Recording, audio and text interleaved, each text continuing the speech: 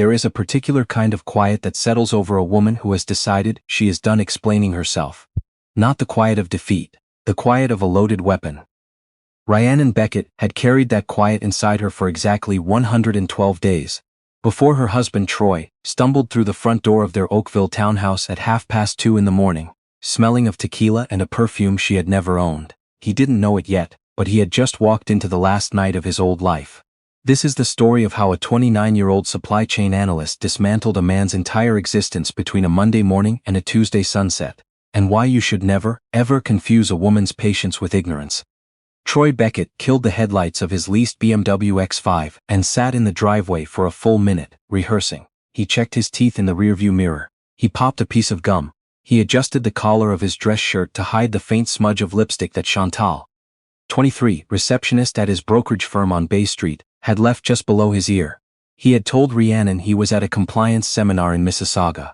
An overnight thing. Mandatory. She had nodded, kissed him on the cheek, and gone back to feeding their 4-month-old daughter, Wren. Troy believed his own performance. He always did. That was his gift and eventually his undoing. He slid his key into the lock. The door opened. The hallway light was on, which was unusual. Rhiannon usually kept the house dark after 10. He stepped inside and froze. The hallway was empty. Not just tidy. Empty. The console table where Rhiannon kept her keys, and a little ceramic dish shaped like a maple leaf, gone. The framed photo of their wedding at Niagara-on-the-Lake, gone.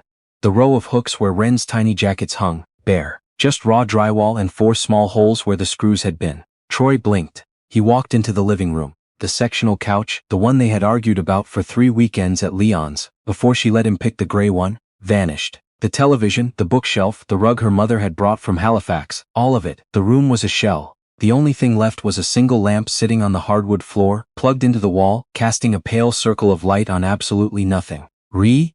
Troy called. His voice cracked. He took the stairs 2 at a time. The master bedroom, stripped. The California King, the nightstands, the dresser, with the sticky bottom drawer he had been promising to fix for a year, gone. Her closet was open. Empty hangers swayed slightly from the draft of him running past. He sprinted to the nursery. He shoved the door open so hard it bounced off the wall. The crib was gone. The rocking chair, the change table, the mobile with the little felt foxes that Rhiannon had spent 2 evenings making by hand, because she said the store-bought ones looked cheap. In the center of the room, on the bare carpet, sat a manila envelope. Troy's hands were shaking so badly he could barely open the clasp. Inside were 3 things.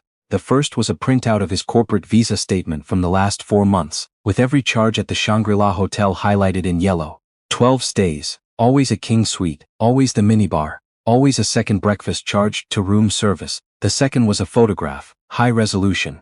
Troy and Chantal at a booth in a King West restaurant, his hand on her thigh, her head on his shoulder, a bottle of Veuve Clicquot between them. The timestamp read November 14th. The night Troy had told Rhiannon he was visiting a client in London, Ontario.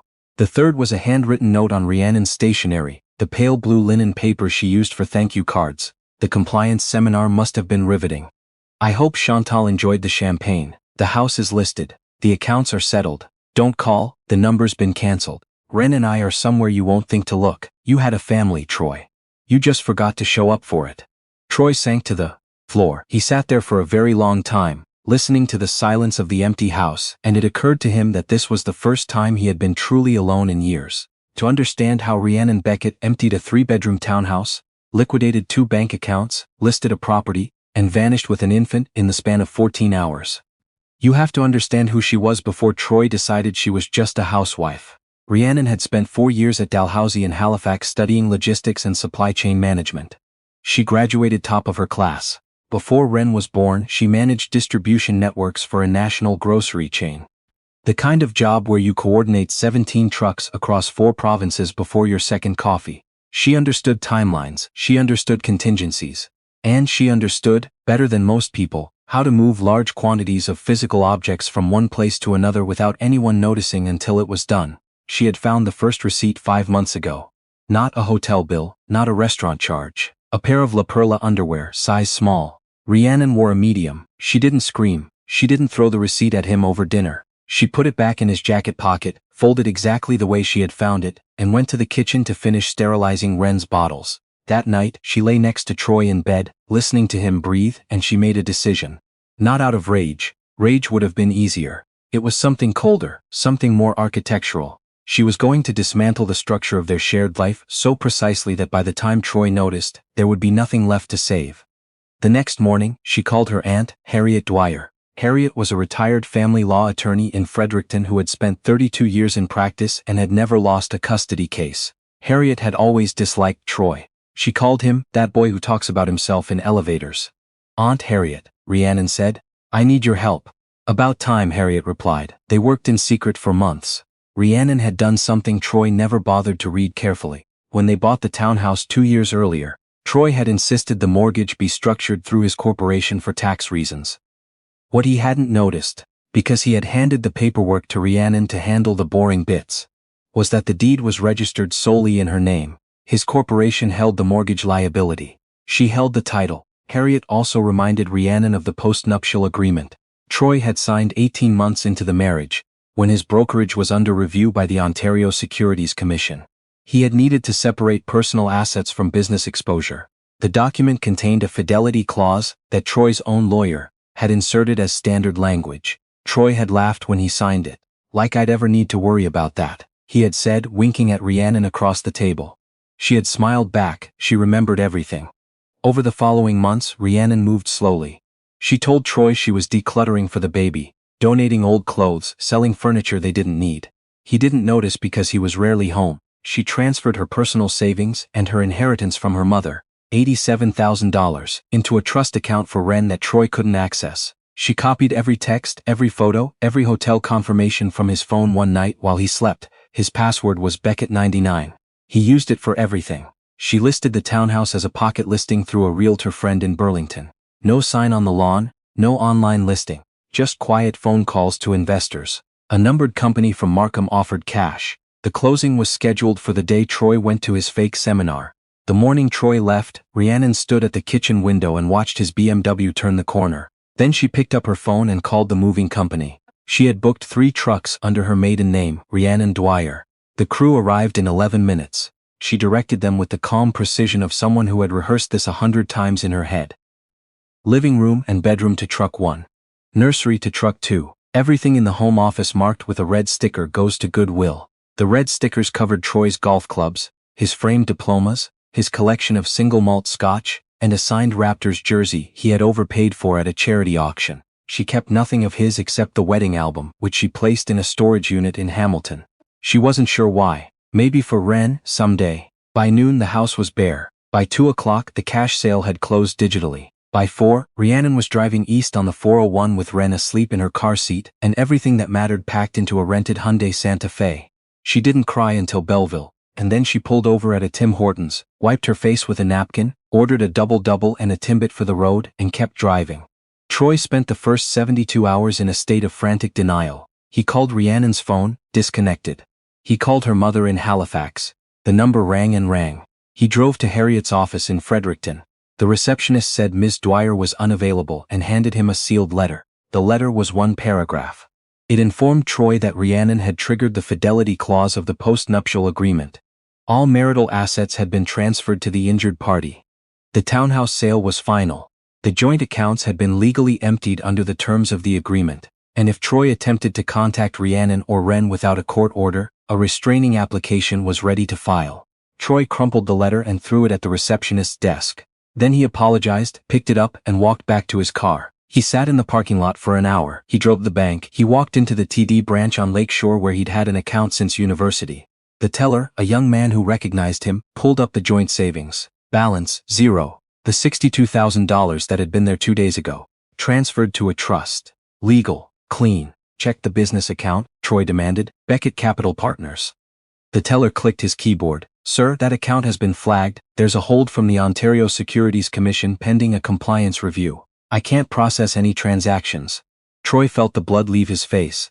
The OSC, that review was closed 2 years ago. I'm only seeing what's on screen, sir. You'd need to contact your compliance officer. Troy had no compliance officer. Troy had Chantal, who answered his phones and sometimes organized his filing between their hotel afternoons. He stormed out of the bank with $340 in his personal checking account and a growing suspicion that the ground beneath his feet was not solid. He called Chantal. Hey babe, she answered, her voice light and careless. How was the seminar? There was no seminar, Chantal. She knows everything. She emptied the house. She took rent. She cleaned out the accounts. Silence. Then, she cleaned out the accounts, like all of them? Yes. Even the joint one? Yes. A longer silence. Troy could hear the click of her nails against her phone case.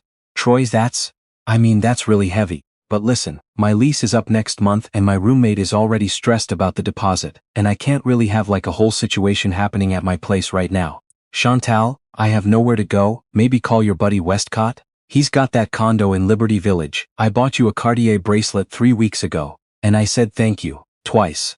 Her voice hardened. Look, I didn't sign up for this. I signed up for dinners and weekends, not wives, lawyers and frozen bank accounts. Call me when things settle down, okay? I gotta go. She hung up. Troy stared at his phone, then he laughed, a dry, broken sound that fogged up the windshield. The woman he had risked everything for had just dropped him faster than a parking ticket. The office was next. Troy drove downtown, parked in the underground lot at First Canadian Place, and took the elevator to the 34th floor. Beckett Capital Partners occupied a corner suite with a view of the lake. Troy had signed the lease himself. He had picked the furniture. He had hung the motivational quotes on the wall, the kind with pictures of eagles. He swiped his badge at the glass door. Red light. Access denied. He swiped again. Red light. Mr. Beckett. The voice came from behind him. It was Gordon Pfeiffer, his business partner of 6 years. Gordon was a quiet man, a compliance specialist who handled the regulatory side while Troy handled clients. Gordon was wearing a tie, which was unusual. Gordon hated ties. Gordon, my badge isn't working. I know, Gordon said. He didn't open the door. We need to talk. Conference room B. Conference room B was the small one. The one with no windows. The one where they did terminations. Troy followed Gordon inside. Gordon placed a folder on the table. Reese sent us the records, Troy. Troy's stomach dropped. She sent copies to me, to our accountant, and to the Hendricks Group.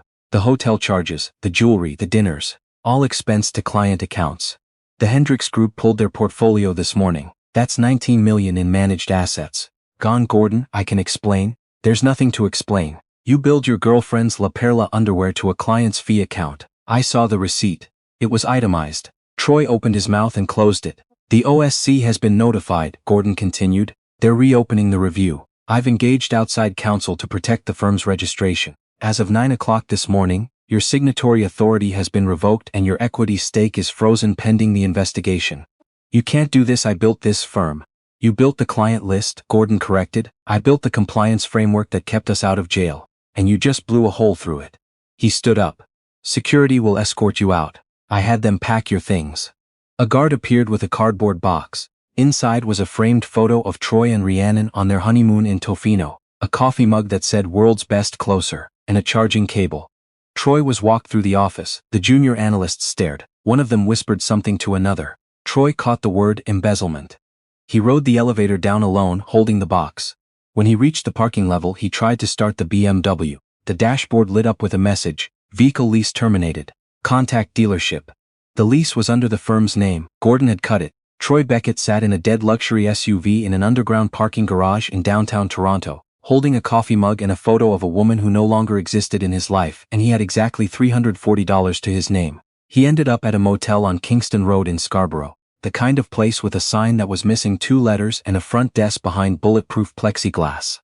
Room 9 smelled like mildew and had a radiator that clanked every 45 seconds. Troy lay on the bed and stared at the popcorn ceiling and tried to figure out where his daughter was sleeping tonight. He sold his Omega watch at a pawn shop on Danforth for $2,800.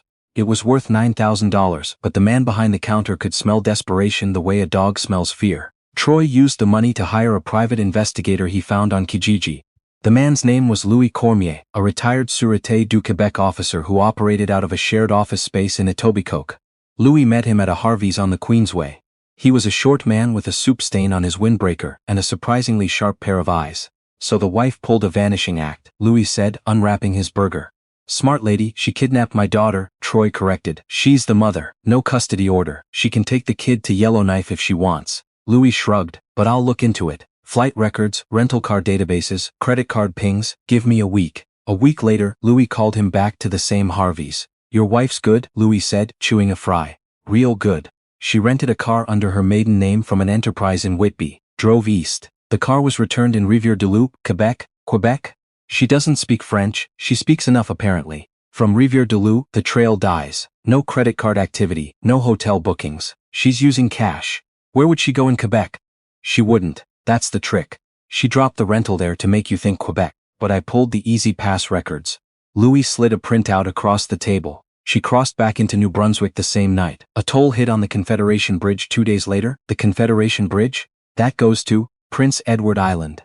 Troy stared at the printout. PEI. He had never been. Rhiannon had never mentioned it. They had no friends there, no family, no connection whatsoever. That's the point, Louis said. You hide where nobody would think to look. Troy took a bus to Charlottetown, 22 hours from Toronto, with a transfer in Moncton. He arrived in early March, when the island was still locked in the grey grip of a maritime winter. The wind off the Northumberland Strait cut through his jacket like it wasn't there. He rented a room above a pub in a village called Kensington. He paid cash. He grew a beard. He started working part-time at a potato warehouse, sorting and bagging, because he needed to eat, and his $304 was nearly gone. His hands, which had once signed six-figure deals, were now cracked and stained with dirt. Every evening, he sat at the public library in Summerside and searched. He scoured real estate listings for recent cash sales. He checked community Facebook groups for new residents. He looked for any trace of Rhiannon Dwyer, or whatever name she was using now. 3 weeks in he found her, not through a database, through a photograph on a local church's website. The congregation had hosted a pancake breakfast fundraiser and someone had posted a gallery of photos. In the background of one, behind a table stacked with paper plates, a woman was walking away from the camera, pushing a stroller. She was wearing a red wool coat and a gray toque. The stroller was a boogaboo. Troy would recognize that stroller anywhere. He had complained about the price of it for a week. He zoomed in. He couldn't see her face, but the way she carried herself, shoulders back, chin up, that stubborn maritime posture she'd inherited from her mother, it was her. The church was in a village called New Glasgow, 40 minutes from Summerside. Troy hitchhiked there the next morning. New Glasgow, PEI is the kind of place where everybody knows everybody and strangers are noticed immediately. Troy kept his distance. He watched the general store. He watched the post office. He sat in his rental car, a rusted Corolla he'd bought for $900 from a man named Angus who didn't ask questions, and he waited. On the 4th day he saw her. She came out of the island grocery with a canvas bag in one hand and Ren balanced on her hip. Ren was bigger now. She was wearing a purple snowsuit and a hat with little ears on it. She was gnawing on a teething ring and looking at the world with enormous brown eyes. Troy's chest constricted. He hadn't held his daughter in over 3 months. Then a man walked up to Rhiannon. He was tall, broad-shouldered, wearing a Carhartt jacket and work boots. He had a beard and the easy, weathered look of someone who worked outdoors. He smiled at Rhiannon. She smiled back. It was a real smile, unguarded, the kind Troy hadn't seen from her in over a year. The man took the grocery bag from her and touched the small of her back as they walked toward a mud-caked pickup truck. Troy gripped the steering wheel until his knuckles went white. He followed them. The truck turned off the main road onto a dirt lane that wound through a stand of spruce trees. At the end of the lane sat a small farmhouse with a green tin roof and smoke curling from the chimney. It looked warm. It looked like a place where people were happy. Troy parked a quarter-mile back and walked through the trees. The snow was knee-deep in places and he was wearing sneakers. He didn't care. The cold was nothing compared to the fire in his gut. He watched the house until dark. Through the kitchen window he could see Rhiannon cooking. Ren was in a high chair banging a spoon. The man, whoever he was setting the table. They looked like a family. Troy's family. He waited until the man went outside to the woodshed. Then he moved. The side door was unlocked. This was PEI after all. People didn't lock their doors. Troy slipped inside. The kitchen was warm and smelled of garlic and roasting vegetables. Ren saw him first. She stopped banging her spoon and stared at him with wide, confused eyes. Troy said. Rhiannon spun around from the stove. She was holding a wooden spoon. Her face went through 3 expressions in rapid succession. Shock, recognition, and then something cold and final, like a door closing. Get out of my house, Troy. Our daughter is sitting right there. I'm not going anywhere. She is my daughter. You signed the postnuptial. You forfeited. To hell with the postnuptial. I am her father. You're a stranger who showed up smelling like a motel. When was the last time you changed her diaper, Troy? When was the last time you were home before midnight? Troy took a step forward. Rhiannon stepped back, positioning herself between him and Ren's high chair. Who's the guy? Troy demanded. The lumberjack. Is that your boyfriend? You moved on pretty fast. The back door opened. The man stood in the frame, snow on his boots, an axe in one hand. He took in the scene in about half a second. You need to leave, the man said. His voice was quiet, the kind of quiet that's more frightening than shouting. Who are you? Troy snarled. He's my cousin, Rhiannon said. Niall Dwyer. He's been living here for 6 years. He let me stay when I had nowhere else to go, because unlike you, my family actually shows up. Troy looked between them, the same jawline, the same dark eyes. He remembered, dimly, Rhiannon mentioning a cousin on the island, years ago. He hadn't been listening, he was never listening. The RCMP are on their way, Niall, setting down the axe and pulling a phone from his pocket. I called them when I saw your car in the trees. Breaking and entering. Trespassing. And if you take one more step toward her, I'll add assault to the list myself. Please? Troy's voice broke. I just want to see my daughter. I just want to hold her. Rhiannon looked at him. For a moment, just a moment, he saw the woman who had loved him. The woman who had ironed his shirts and packed his lunches and laughed at his terrible jokes about Bay Street. You had her every single day, Troy, Rhiannon said quietly. You had her in the morning when she woke up. You had her at bath time. You had her at 2 a.m. when she was screaming and I was so tired I couldn't see straight. You had her, and you chose to be somewhere else, with someone else. You didn't lose Ren tonight. You lost her a long time ago. You just didn't notice because you weren't paying attention. Blue and red lights flashed through the kitchen window. Troy heard the crunch of tires on snow. Don't do this, Troy whispered. You did this, Rhiannon said. Every late night, every lie, every receipt I found and said nothing about. You built this moment, Troy. Brick by brick. I just finally stopped holding up the wall. 2 RCMP officers came through the front door. Niall met them in the hallway. Troy didn't resist, he didn't have the energy. He let them put the handcuffs on and walk him out into the cold. As the cruiser pulled away, Troy looked back at the farmhouse. Through the kitchen window, he could see Rhiannon pick up Ren and hold her close. The light was warm and golden. Ren's little hand reached up and touched her mother's face. Troy watched until the trees swallowed the house and there was nothing but darkness and the sound of tires on frozen gravel. He was charged with breaking and entering, criminal harassment and uttering threats. Because the investigation into Beckett Capital Partners was already underway, the Crown's office took a particular interest in Troy's case. The forensic accountants found $410,000 in client funds that had been redirected to personal expenses over 3 years. Jewelry. A lease on a condo in Yorkville that Troy had set up for Chantal. All of it billed to client accounts with falsified expense codes. Gordon Pfeiffer cooperated fully with the investigation. Chantal cooperated too, once her own lawyer explained that being the beneficiary of embezzled funds carried its own set of legal problems. She gave them everything. The texts, the gifts, the dates, the promises Troy had made about leaving his wife and starting over. Troy Beckett was sentenced to 4 years at Joyceville Institution in Kingston. He served 3 with good behavior. Rhiannon never visited, she never wrote. She filed for sole custody, which was granted without contest, since Troy was now a convicted felon with no biological relationship to Ren. That was that final twist, the one that broke him. 8 months into his sentence, Harriet Dwyer arrived at the visitor's room. She sat down across from Troy, placed a single document on the table, and folded her hands. There's something Rhiannon wanted you to know, Harriet said. Something that wasn't relevant until you tried to claim parental rights. Troy looked at the document. It was a medical report from a fertility clinic in Toronto, dated 2 years earlier. You and Rhiannon went through fertility testing, Harriet said. The doctor told you both that conception was possible but unlikely. What the doctor told Rhiannon privately, and what she never told you, was that your results were conclusive. You were sterile, Troy. The room went very still. Ren was conceived through an anonymous donor, Harriet continued. Rhiannon made that decision because she wanted a child and she wanted to save your marriage. She knew that if she told you the truth, that you couldn't father a child, your ego wouldn't survive it, so she protected you from it. She let you believe Ren was yours. She let you brag about the Beckett genes.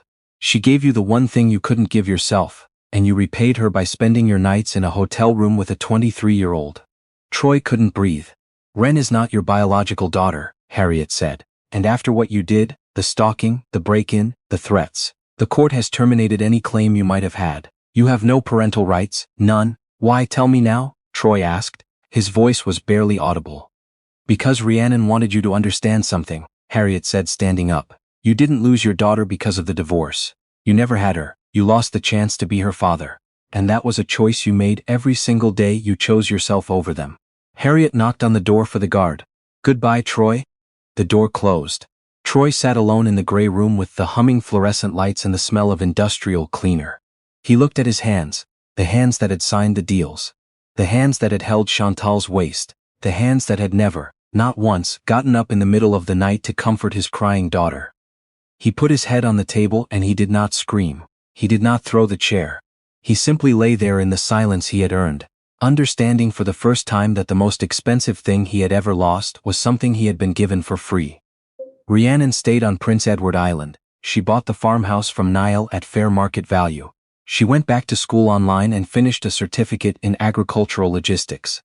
She got a job coordinating shipments for a cooperative of island potato farmers, which made her laugh because it was the most PEI thing imaginable.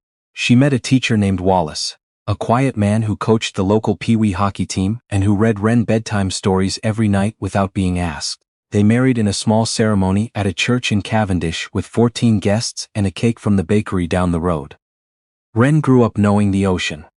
She grew up knowing that her mother was the kind of woman who could carry the weight of a secret for years if it meant protecting someone she loved, and that her mother was also the kind of woman who knew exactly when to set that weight down and walk away.